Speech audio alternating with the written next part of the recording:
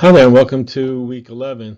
This week in the asynchronous session, you'll be dealing with chapters 14 and 16.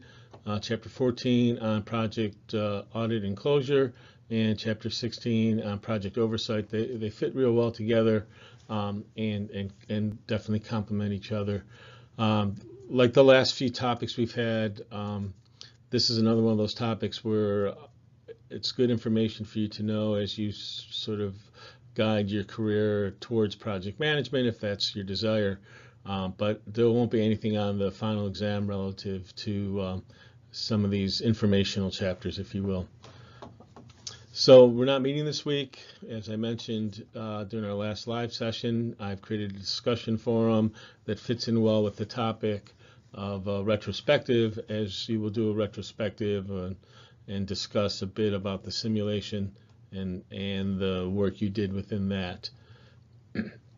SE 13-2 is due on April 2nd, and then next week your last group case 4, is due on April 9th.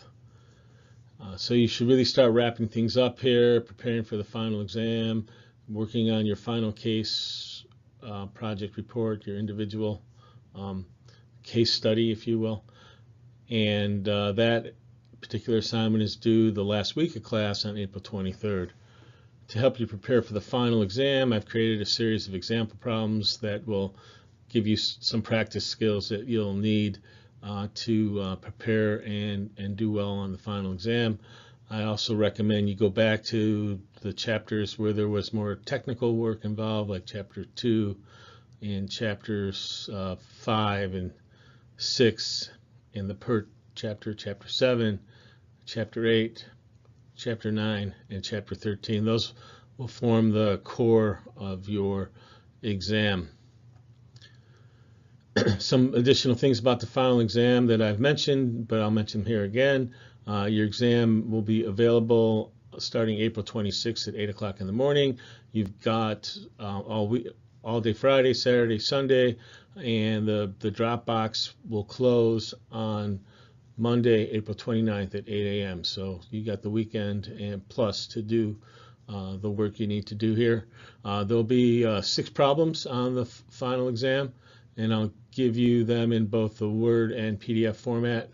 You can write the exam, you can type it up on the Word document. If you write it, obviously make sure it's legible and scan in each problem individually.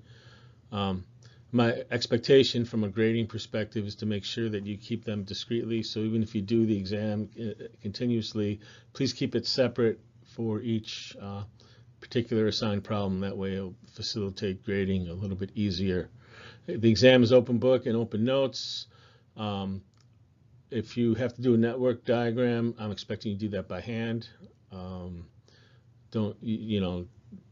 From a tools perspective, I suppose you still could use your Microsoft project to validate your work, but ultimately it's about being able to do a backwards and forward pass in the network. On that day that the computers aren't available for you to do that work, it's always good to know what's happening behind the scenes, right? There also will be a cover page, which will basically, with your signature, electronic signature on it, will be an indication that you followed the rules relative to the exam. So bring your questions on that to the next couple of live sessions, and I will be happy to have them answered for you. If there's anything else that comes up, also feel free to get hold of me. I'm pretty responsive to your emails when they come up. That's all I have for now, and we'll see you all on Monday, April 8th. Thanks.